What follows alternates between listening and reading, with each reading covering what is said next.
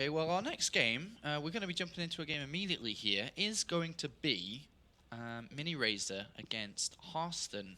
Two teammates now going head-to-head. A little bit unfortunate to meet at this stage of the tournament. Both of which qualified for WCS Challenger recently. That's right. So two Challenger League players here going head-to-head to see if they can move on. I think this may be around a 16 game. Is it? Did you see in the bracket then when you were looking? Let me quickly check. Just to verify, or is it round of 32 still? Round of 32, yeah. Okay, so still round of 32. We're about to break into the round of 16 after this game.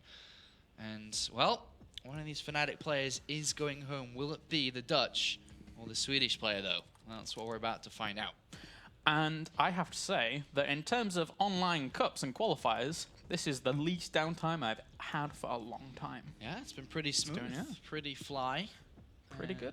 I'm quite ready for this, because recently I think that Miniraser was in the Fnatic Academy for a long time. Yeah, and then I think got promoted. Recently got promoted into the main team. Recently. Is a young player. He's 19 years old.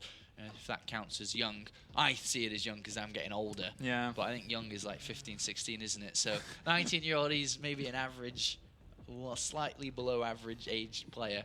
Going against Harstem, who has been getting a lot of experience under his belt recently when it comes to international tournaments. Of course, he went to Taiwan for a little bit, played and lived there, and kind of learnt a little bit from Sase and just had a bit of a different experience to put under his belt. Is now back in Europe, and as you said, both players qualified for the Challenger League, which is happening very, very soon, the European WCS Challenger League. I'm really looking forward to watching those games, gotta say. We will not be casting Challenger, we cast Premier in February. Challenger will be cast by the community. I believe Penguin and Maddles will be casting some, maybe some other people will be casting some as well. So it's going to be good, though. I'm really looking forward to that. The best of fives, I think it's like 4 best of fives a day when they're being broadcasted. That's a lot, yeah. It's so good. That's going to be some good StarCraft. All right, guys, let's jump into game number 1 between Harstem and Miniraser. As we have spawning down to the bottom left-hand corner here as our red Zerg, he is Miniraser. And up to the top right, we have our pink Protoss. He is Harstem. And the question is, Sean, is all last year, everyone was saying year of Harstem. Now, is his year over? Is it over? Because I keep seeing people posting it, and I'm like, wait a minute, it's 2014. What are you doing? It depends on, you know, was it meant to be calendar months? Was it, you know, did it start in 2013 at the very beginning? Did it start halfway through? Does his year, because I remember it really coming out like halfway through last year. So does it not count for being 12 months from July, which means we're still in the second half of his year of Harstem? I'm not sure. I guess it really depends on his results, doesn't it? Because it does.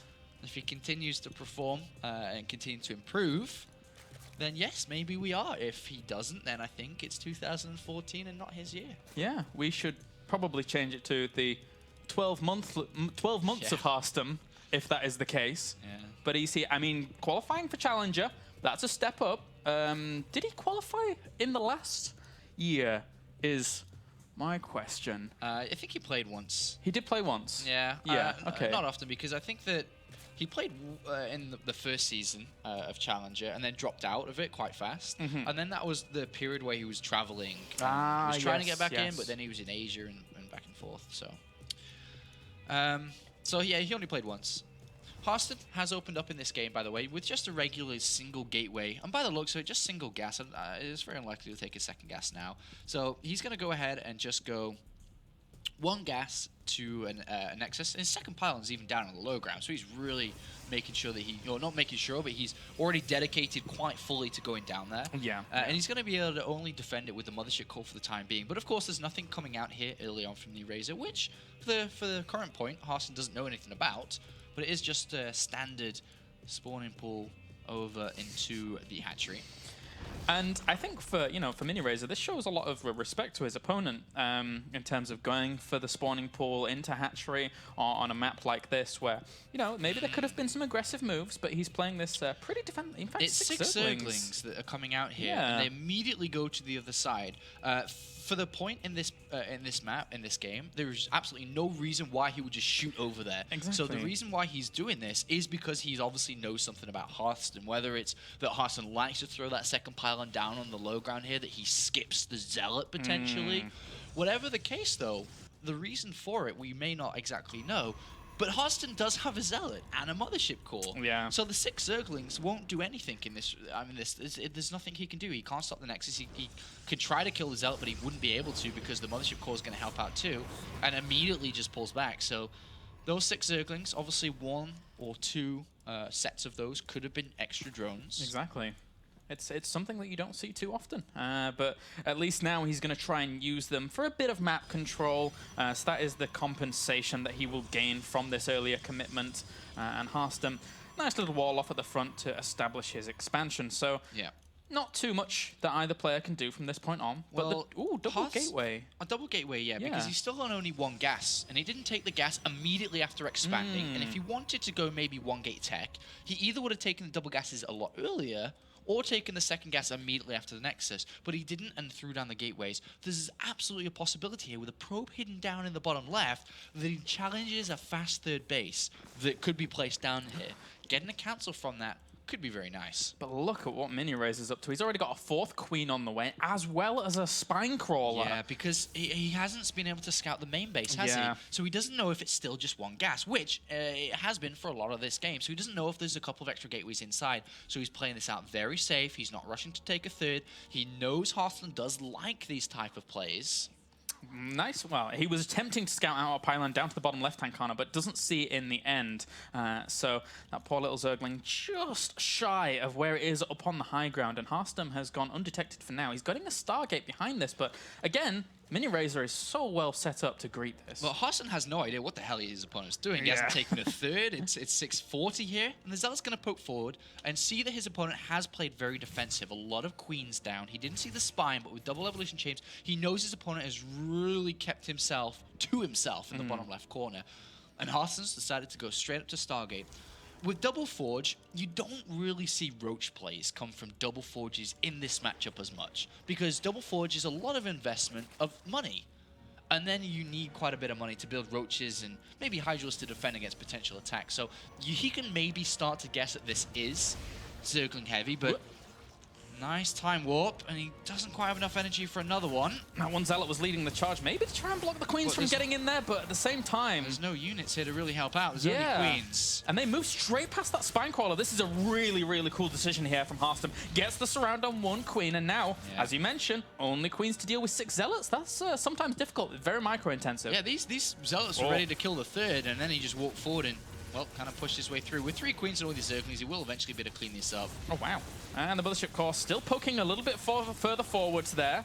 Does clean up the majority of these Zealots. So for the Zerglings' life, pretty nice. Did deny a bit of mining time in the grand scheme of things, but because of all of that, Harstem feels comfortable to take his 3rd. Absolutely. I mean, he slowed his opponent down a lot there, which obviously slows his income down a lot, which means he isn't able to lava inject all the time. He doesn't have quite the same amount of money that he should have. Harstem has decided to take a 3rd, which hasn't been spotted or scouted at all. And from this position, after dealing quite a bit of damage, Miniraser's got to, be a little bit careful. He spots the late additional gases with an Overlord here.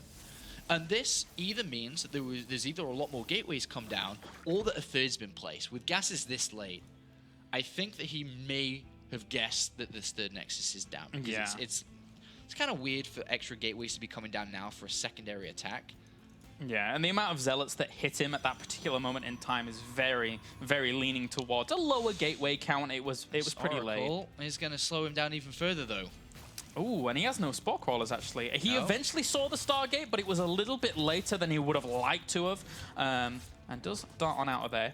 Thankfully, the Queen numbers are still pretty nice with the 4 across those 2 bases. And Miniraser's been denied a lot of information here. He tried to play defensive-ish, but then got, beat up a little bit, even though he was in a defensive state, delaying his 3rd. And he still doesn't know exactly about this 3rd base, but he's about to find out, and he can't do anything about it now. There's a lot of sentries, there's Zealots, there's Cannon, the Mothership Core, I guess, is somewhere here close. Now, one of the interesting things I'm seeing here is that we've seen a lot of Void Ray play in this matchup as of late, in Pro League and Code A and stuff like that. It really feels, aside from the melee upgrades, which I guess is looking to transition onto Ultralisk later on, that the Infestation Pit and the Queen numbers rising, he feels as if there's going to be a big Void Ray play out of his opponent. But right now, Harstem's not really doing that. Yeah, I mean, he's only seen 1. He's not certain exactly what's coming. That's the problem with Miniraser. I think throughout the majority of this game, he really hasn't been able to see what Harstem's been doing. And that could, if he builds Infestors, you know, maybe slow him down a little bit. He is absolutely trying to go up towards Hive and Ultralisk, because that's where his strength lies, is in his Zergling upgrades, which also, you know, affect the Ultralisk. But the big problem is, which I think we'll see soon, is Harstem trying to scout out what his opponent's doing, probably with the Oracle inside the main base. And if he is able to spot the Hive, which he may even know is coming, with double evolution chambers like this, one of the best plays is to go into Ultralisk, as you said. There's absolutely a massive opportunity to hit a good timing. Oh, yeah. And that timing would be with that +2 attack. Maybe a little bit before it, because the Hive is all, you know, halfway through. But I think that he's just going to move out soon for a big attack. He slowed his opponent down. He was late anyway with his economy. Harstem knows it's very likely that we could be seeing this fast play. So he's going to move out. He's got a lot of gateways. And with a couple of high tempo warp teams going over to Archons as well, fantastic against Zerglings. Oh, yeah. Even if it was Zergling and Festa before Ultralisks come out, he's still got a very good army here. Yeah, Harstem now just moving straight on forward, throwing down quite a lot of pylons here to go for this engagement, or at least allow his opponent to see it. But, I mean, right now, Harstem is up in terms of supply in comparison to Miniraser, who is actually supply blocked right now. No Overlords in production. This is really going to hurt him with this push coming up. Yeah, this is a difficult position to be in for Miniraser here. Unless you get some really good fungals, but there's a lot of gateways to power this up. Charge is almost ready. He's still supply blocked, and he's got 19 lava to spend in this situation. He needs every unit he can get to deal with this. Well, he needs Ultralisk. Zerglings and Banelings and Infestors aren't good enough. He needs Ultralisk. Yeah. Which is why this is a natural timing here for Harstem to hit. Is before his opponent has the unit he needs to defend it, which is the Ultralisks. Few hallucinated Archons here. If Harstem just splits these units up, realizing that all his opponent has is Infestors, really, then he's going to be in a phenomenal position. This is the perfect timing. He is waiting a little bit here. I think he's just going to wait for his +2 attack, but he is also given the opportunity for Ultralisk to come out. Yeah. And they do have decent upgrades, so Harstem does kind of need to move soon. Oh, going to try and pop some of those sentries, but doesn't get the opportunity to chain Fungal, as one of those Infestors with a lot of energy did go down. Queens are going to be pivotal in this defense. Yeah, Harstem, just in case he doesn't break his opponent now, he's got double Robo to build the Immortal soon, which he obviously knows is now coming, upon seeing the Ultralisk Cavern, the Hive, and everything on the natural. And he does walk forwards. Once again, a really nice Fungal there. If he can chain it again, that would be very nice. But, ooh, seals in a lot of those Banelings. Around 8 Banelings in that Force Field Donut. And tries to land some Fungals from the top of this high ground. More Banelings going to swing on from the right-hand side, but a nice time what will slow those down. A lot of this Zealot's been whittled down by those Fungals, and the Queens are also holding their own with the ability to transfuse. These Archons are doing so much damage like that. They really are. A lot of those Zerglings end up flooding through, though, and Harstem's lost quite a big chunk of his army, but a lot of Infestors died. He has bought time for the Ultralisks, but he needs things to complement those Ultralisks. There's still a lot of energy for those transfuses, but he's taking a lot of damage at that third base. Well, the Ultralisks are out, but he's lost his Ultralisk Cavern. He's lost a lot of his economy, and even though it looks like Miniraser should be able to hold on from here, we have 3 Immortals being built. Yeah, wow. He can easily start to rebuild his army here. I wouldn't put any more of my money into trying to be aggressive if I was Harstem from this point. Go back, rebuild, add on some more Archons. Definitely more Archons because of the heavy Zerglings. You've got 3 Immortals and just kind of rebuild. To be honest, he could even just go for a 4th base. I mean, there's nothing really to stop him from taking a 4th base at this point. Exactly. It's like Immortal Zealot Archon against this composition is going to be phenomenal, especially since 1, he killed the Ultralisk Cavern, and 2, he killed off most of the Infestors. So there's no huge fungal potential right now for Miniraser to really mount some kind of huge counterattack, which is never going to be able to happen against this composition. Harstem's, he's in perfect position. Yeah, it's really difficult to counterattack when you really don't have that much.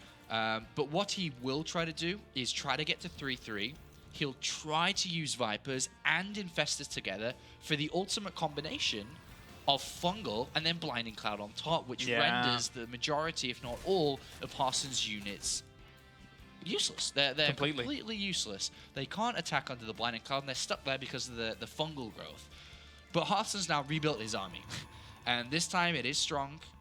He can absolutely take a 4th base at this point, but he isn't looking to do so. He just wants to come in for the next strike, a new army. It's very, very strong, but maybe, with Fungals and Blinding Clouds, There is a chance, but it is a small chance. He's moving in from pretty much 3 sides here, looking to harass this base, looking to poke the base down in the south as well, whilst positioning his army in the middle and using that warp prism to warp in a few units. He has a pylon there as well, but this is going to make it even easier to warp in the middle of the fight. There's really not that much firepower here for Miniraser. He has to be very, very careful. Fungals as well as Blind Cloud's dealing his plan brilliantly. Does get a lot of those Immortals under that, but at the same time, all the Ultras have already melted anyway. Yeah. Harstem takes a huge supply advantage. GG for game number 1. And Harstem, in game number 1 there, was in the driving seat for the majority of the game, just because of how it started up there, with a very slowly taken third base. And when you play a slowly taken third base, you're not meant to take damage. He still took damage as Zealots walked in. And from that position on, he fell behind the curve, fell behind the Ghost Zerg, I like to call. Just made that up on the spot. You know when you play a racing game, you do the time trials, and you got the ghost car, and you fall behind that ghost car where you should be. Yeah. He fell behind the ghost Zerg to where he should have been in that game. It's a time attack. And was never able to keep up to where he should have been. Therefore, Harstem was in the lead for the majority and was able to finish it off quite nicely. Neat and tidy. I like that. Yeah, Very, Ghost very nice. Zerg, just made that up. And there's also a variation of that, Ghost Terran and Ghost Protoss. Oh, is there? Maybe I'll give another example as the day goes on. Thank you very much, Sean. Very much appreciated. All right, so we're going to get on to game number 2 here in just a little bit. And Harstem, I got to say, looked pretty darn good there. Yeah. But I also feel that Miniraser was like playing too defensively. I think he was. Defensively is the main out there reason. Well, not really defensively, but very tightly tucked in. Yeah. But I think he was also. I think the real reason is he was playing inside his own mind a little bit too much. He was, assuming a lot and playing, this kind of what he can do and what he usually does. Kind of that play style. I think one of the easiest examples is, the 6 Zergling straight across the other side of that, any information on what's going on at all. So I think there was a lot of mind games that were in the start of that game, which Harstem, to be honest, wasn't really looking to play any. He was just doing his own thing and was able to cruise through. And Miniraser's, well, I think that on Frost, it is difficult for a Zerg player, especially when as the reactionary player, which he is meant to be in that case, as the Zerg player, and you know who you're playing against, and you have played probably a lot of games together and talk a lot of StarCraft, more so against each other.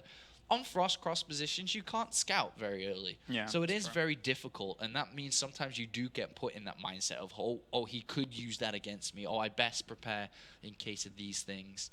But at the end of the day there, it wasn't that, was it? I think especially against the Stargate opener, obviously there was the 3-gate pressure that was put on there by Harstem, but once a Stargate kind of gets landed down and, your initial overlords get pushed away, how do you get in the main base to see what he's fully doing? It's very difficult. Can't. That's one of the strengths of playing cross positions against the Zerg player. Terran players can do exactly the same. We've seen it in big, massive money tournaments where players have decided to use that to their advantage, whether it be Blue Flame Hellions, whether it be a massive gateway attack or hiding, the Dark Shrine or something along those lines. It definitely is used a lot. And I think that it was used... It wasn't really utilized by Harstem, more so Miniraser having that thought in his head, letting it get to him a little bit. But the next map now is one of the new ladder maps. Ooh. And it's the first time I think it's the first time I've cast on this map now. I think so too. It was really introduced at the Red Bull Battlegrounds towards the end of last year, and we saw, voted by you guys out there, one of the best games of the year, or not the best game, should I say, was the Scarlet Bomber game. And that's where I saw this map for the first time. Likewise. I think I saw it during the TL map competition thing.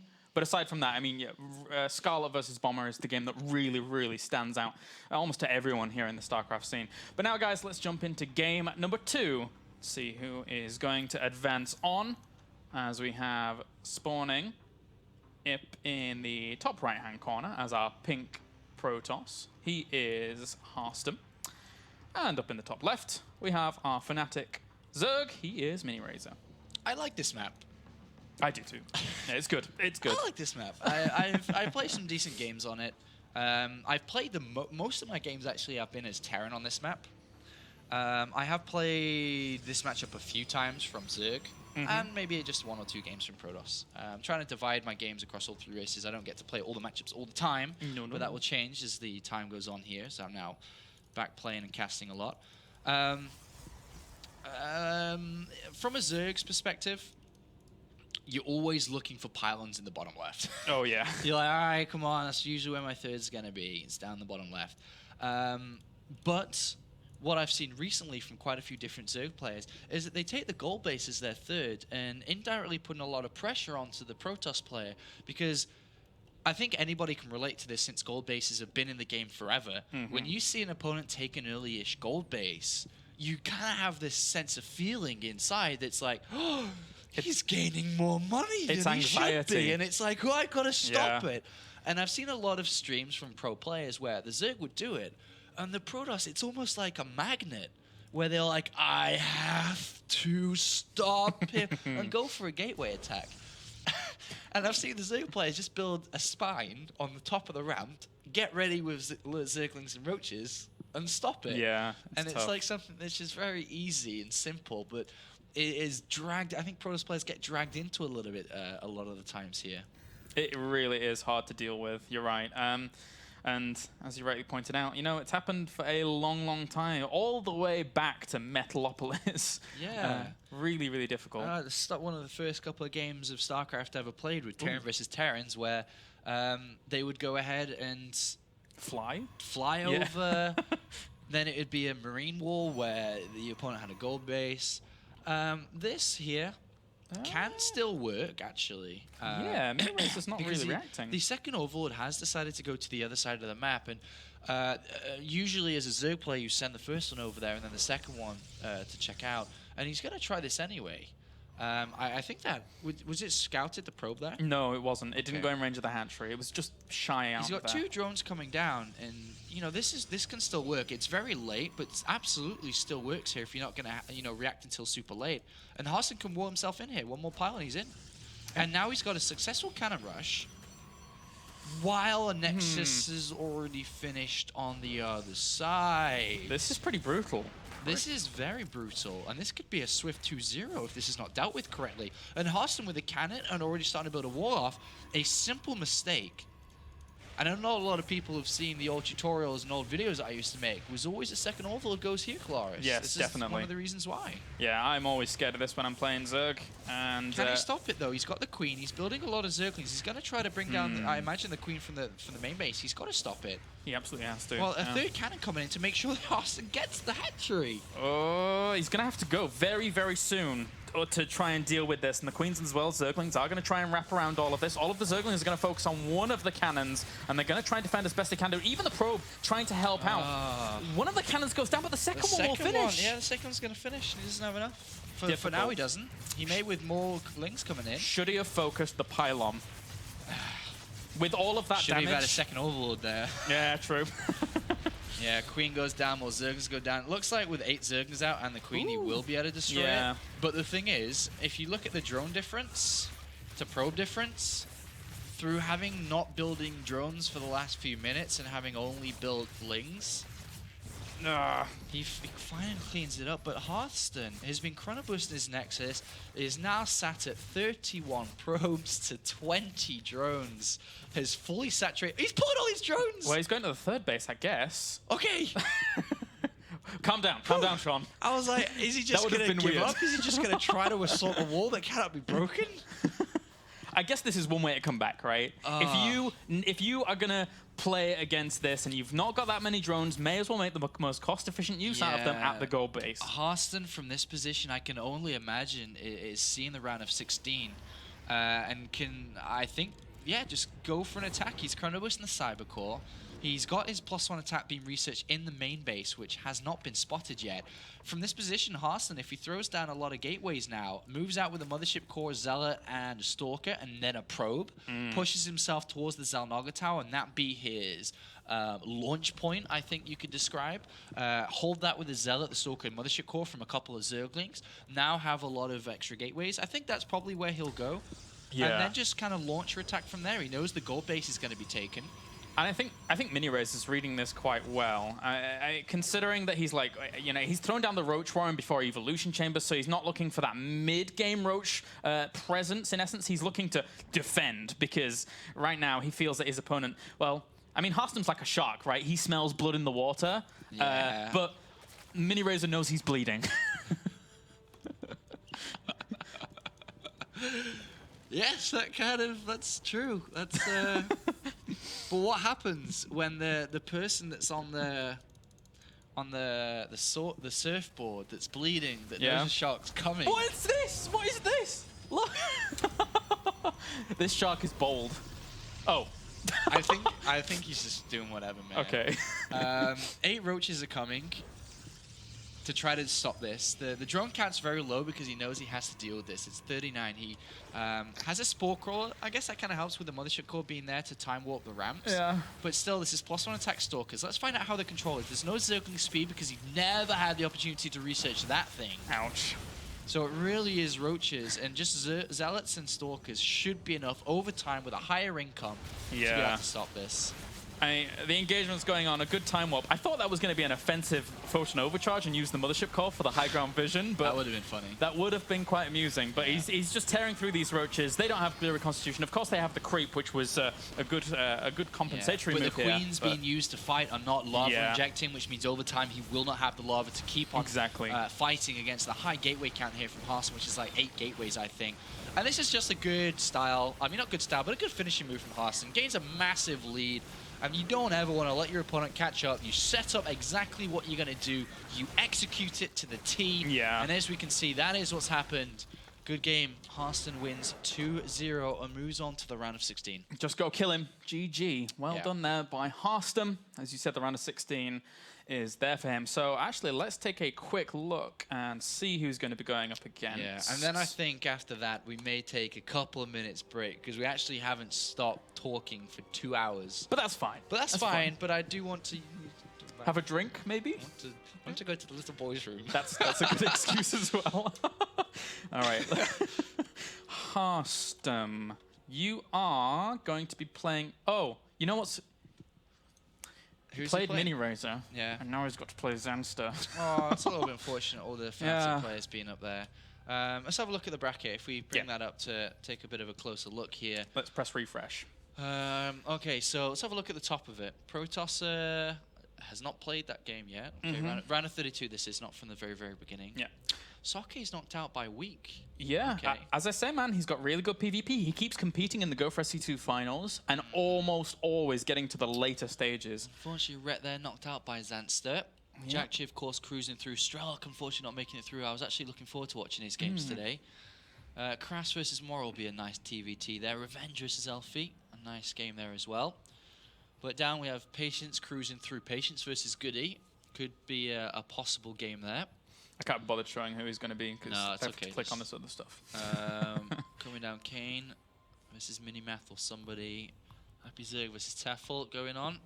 And is that it? Is that we got a little bit more down there? No, that's it. Okay, that's the whole bracket. Yeah, decent little bracket there. Doing all right. Of course, we're getting closer and closer towards the quarterfinals, which is the most important games. As you can see on the bracket, it actually goes all the way to the final, but the only quarterfinals will be played. So in the middle column there will be where we'll stop. There's 4 players that reach the semi-finals will be qualified to stage 2. Plays out tomorrow. All right. Same time, same place. Well, it's going to be good. Top 16 from Europe challenging for 3 spots as Hero Marine has already advanced on from qualifying from the EPS onto the Intel Extreme Masters Cologne.